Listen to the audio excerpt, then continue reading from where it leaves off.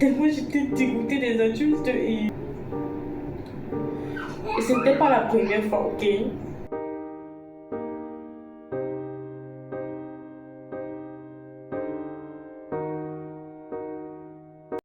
Hello et bienvenue sur la chaîne de votre réseau Tempo. J'espère que vous allez super bien. Moi en tout cas, je vais très bien.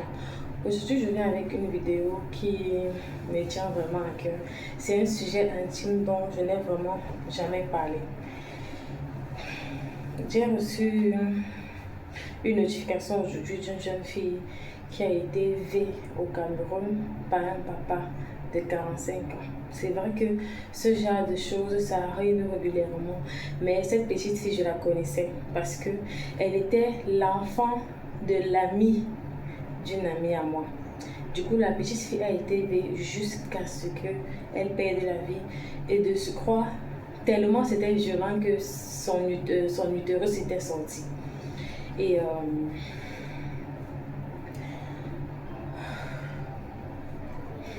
je ne sais même pas comment commencer pour vous expliquer, mais après avoir regardé cette vidéo, je me suis dit que si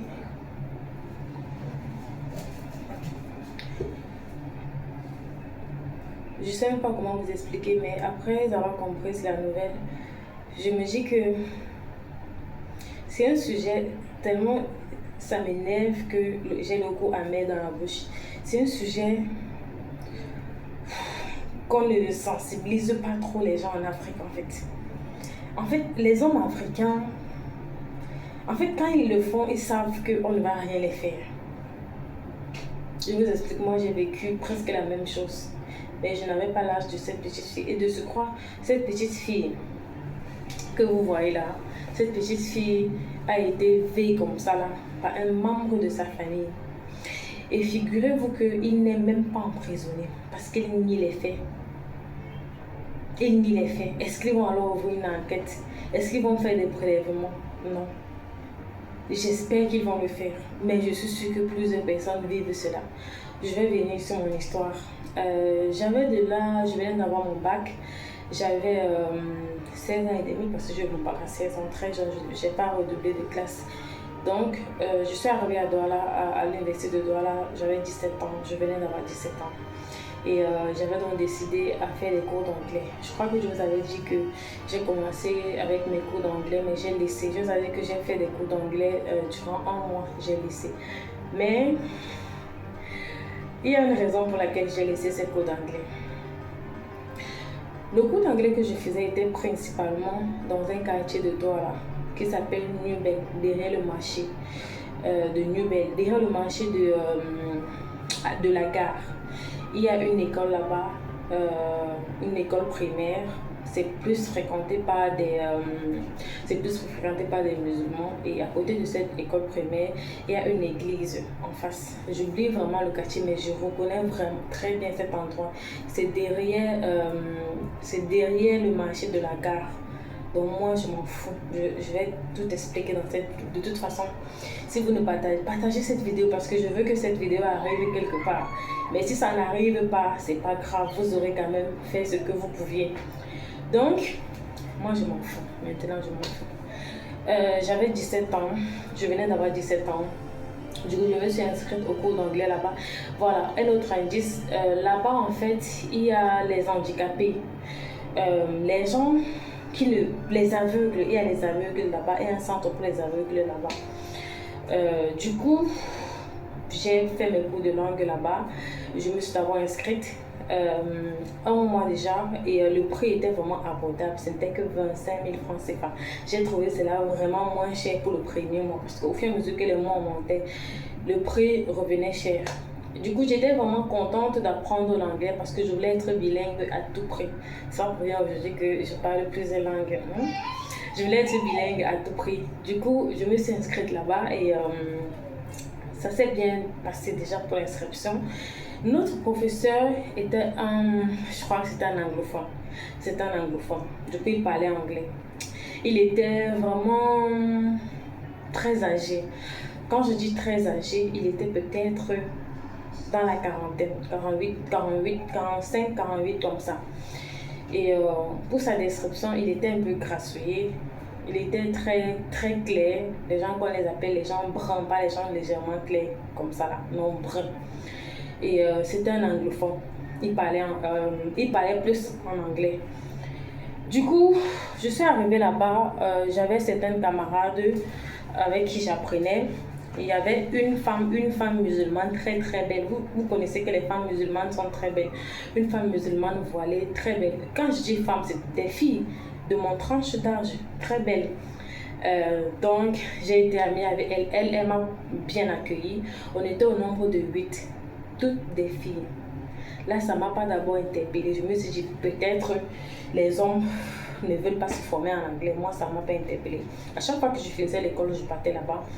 Et pour mon premier jour, j'arrive là-bas, ils m'ont bien accueilli. Et j'ai remarqué que le monsieur me regardait d'une façon... Mais moi, ça ne m'étonne pas parce qu'à l'âge de 17-18 ans, il y a toujours des hommes plus âgés qui vous regardent d'une façon injuste. Et moi, ça me ferait même souvent.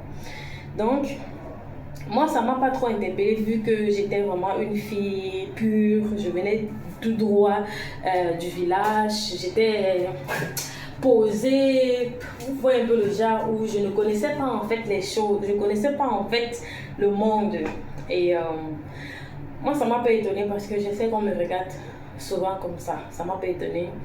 Et il y avait une autre fille là-bas. Je ne me rappelle pas de son ethnie, mais cette fille, je me souviens vraiment d'elle. Elle réagissait un peu comme si elle était jalouse, vous voyez un peu. Parce qu'il y a des groupes en fait que vous faites souvent à deux pour pouvoir dialoguer en anglais. Elle refusait de le faire avec moi, elle était bizarre. Maintenant, le lendemain du jour, parce que le premier jour tout commence, ça va vite. C'est un programme de 3 mois seulement. Dans le premier jour, on avait déjà appris les je, my name is, I live in, I am from, les trucs comme ça. On avait appris ça. Et on avait déjà entamé avec les dialogues. Le lendemain, maintenant, c'était la lecture. Genre, lis l'anglais. On arrive là-bas, le monsieur s'assoit à côté de moi, ok.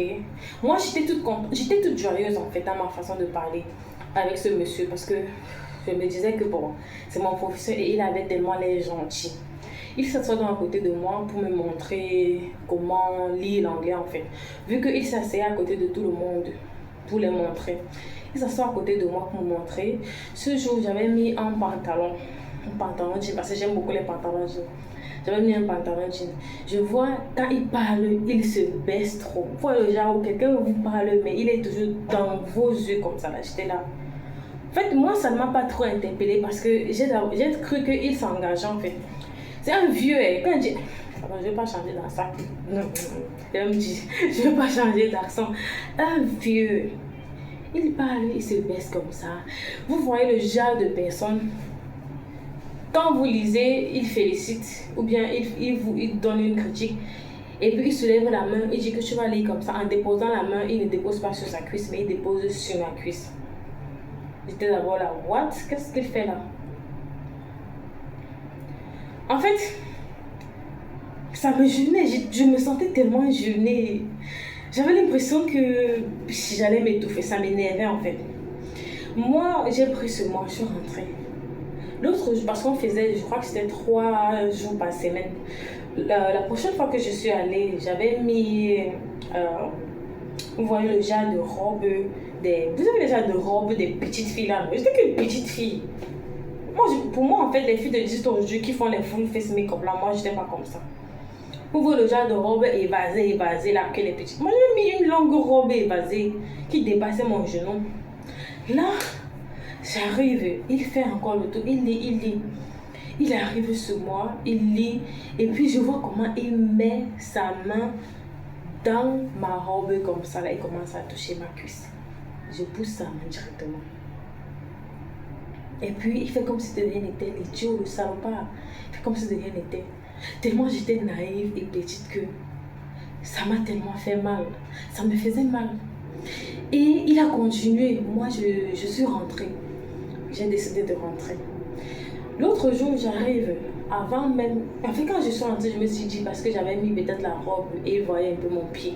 L'autre jour, maintenant, j'arrive encore avec mon pantalon. Je demande à mes camarades que, mais Est-ce que vous avez remarqué que le type, parce que je n'arrivais plus à supporter. Je demande surtout à la fille musulmane là, est-ce que vous avez remarqué que le type s'y tripote un peu parce qu'il me tripote un peu. Est-ce que c'est normal? Il vous fait souvent ça. Elle me dit, oh, il nous a fait ça à nous toutes. Je dis que, mais il vous fait ça à vous toutes et vous êtes là. Elle dit que non, il fait souvent comme ça, non, n'est-ce pas, il sort avec tel. Elle dit maintenant, il sort avec tel. C'est l'autre fille là. Que je vous disais qu'elle ne voulait pas faire des coupes avec moi. Peut-être quand je suis arrivée, elle a dit que voilà alors une rivale qui arrive. Je suis aussi comme ça, je dis que mais tu n'as que 17 ans, maman. Tu n'as que 17 ans. Je l'ai regardé comme ça, je dis que non, c'est pour ça que tu faisais toutes les grimaces là. Ça a commencé à m'énerver, j'ai commencé à louper les cours. Et là, il m'appelait. Pourquoi tu ne viens pas au cours et tout?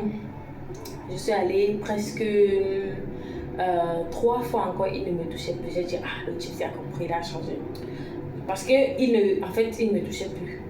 Mais il lisait, il s'approchait un peu, mais j'ai compris qu'à tant qu'il ne me touche pas là, parce que le tout, s'il me touche encore, moi je vais m'en quitter. C'est parce que j'étais trop naïve. Maintenant, même là, ça m'arrive, parce que c'est que c'est au Cameroun, je porte plainte. Mais ça m'arrive même, comment c'est m'a gâté. J'arrive là, il me touche pas 2-3 fois.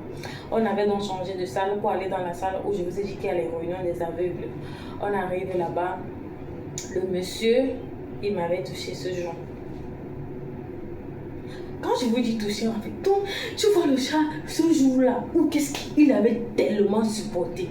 Et comme j'étais encore jeune, 17 ans, et puis mes formes sautaient encore. En fait, vous voyez le chat, une petite fille de 17 ans, mon corps était encore tout... Je ne sais pas comment vous expliquer. Tellement jeune et tellement frais, ça dégageait tellement de pureté en fait. Peut-être c'est ça qui l'a tiré.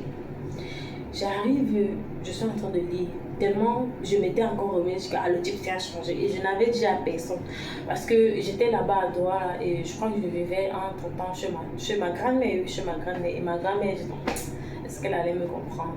Je restais là. Ce jour-là, il m'a touché, j'ai poussé sa main, je l'ai regardé avec un œil comme ça. Il ne s'est pas arrêté. Il met encore sa main sur ma cuisse, il touche comme ça, il frotte. Je pousse sa main, je le regarde. Je rentre qu'il remet encore sa main. Et curieusement, il n'y avait que moi, la fille musulmane là, et une autre fille qui était déjà rentrée. Et la fille musulmane là disait déjà qu'elle rentrait. Je vous jure que Allah, ce jour, le père allait finir avec moi dans cette salle. Je suis restée comme ça.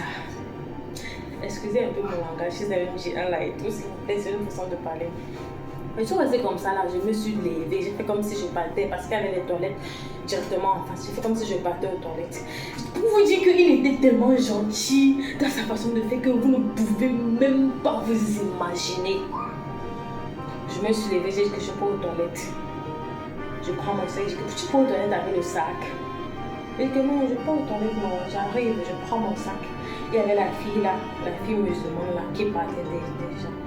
Là, je prends mon sac. Et puis, il ne fait que me regarder. Comme je suis sortie là, je suis rentrée. Quand je rentre jusqu'à la maison, parce que moi, ma grand-mère vit toujours dans les environs, dans le quartier d'à côté, je ne vais pas dire le nom du quartier.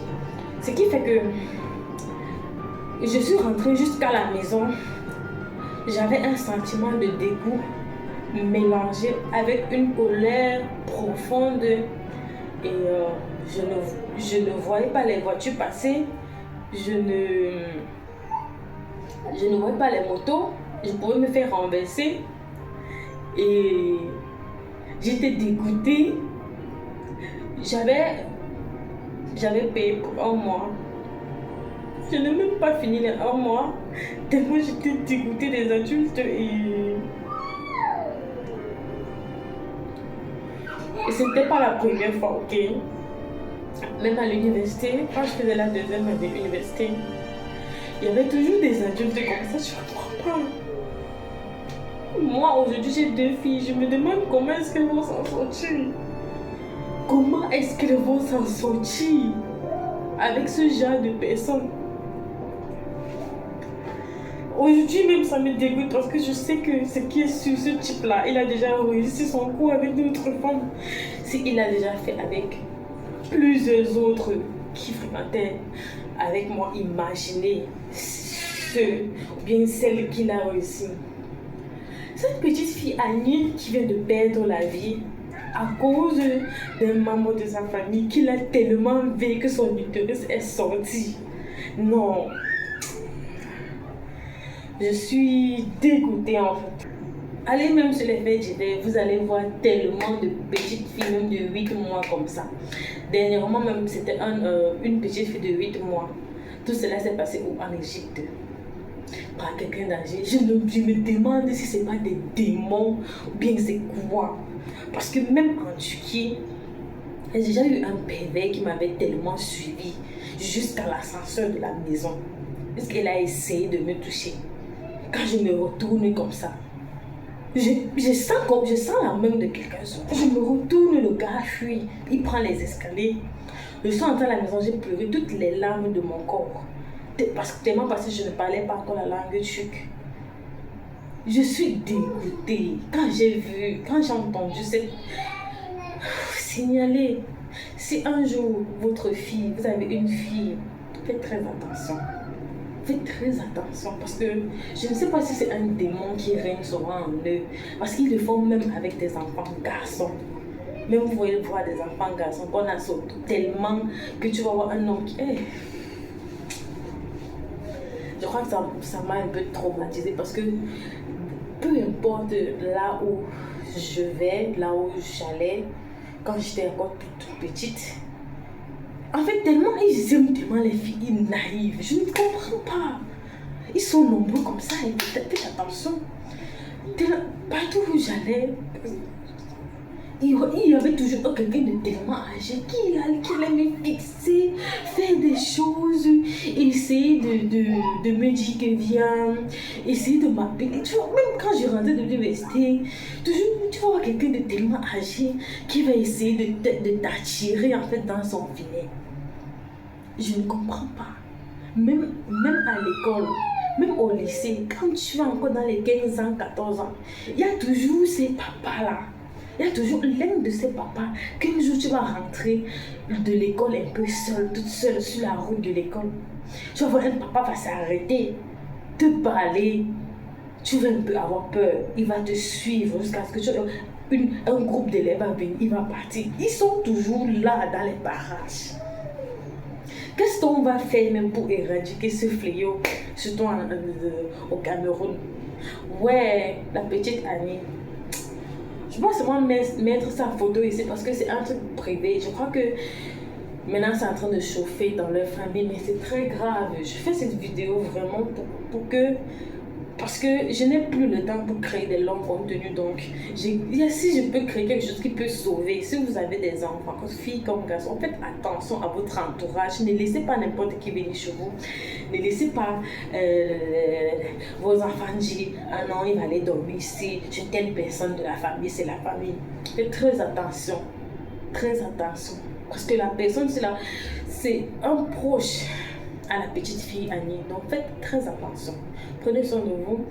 Et j'espère que cette vidéo va vous édifier, va vous faire comprendre que si moi j'ai réussi à faire ce témoignage aujourd'hui, il y a plusieurs d'entre vous qui ont vécu cela. Laissez seulement un commentaire, j'ai envie de vous lire et plus prendre des précautions. Vraiment que Dieu nous protège et que Dieu vous protège également qui suivez cette vidéo. Prenez soin de vous et on va se voir dans la prochaine vidéo. Bisous.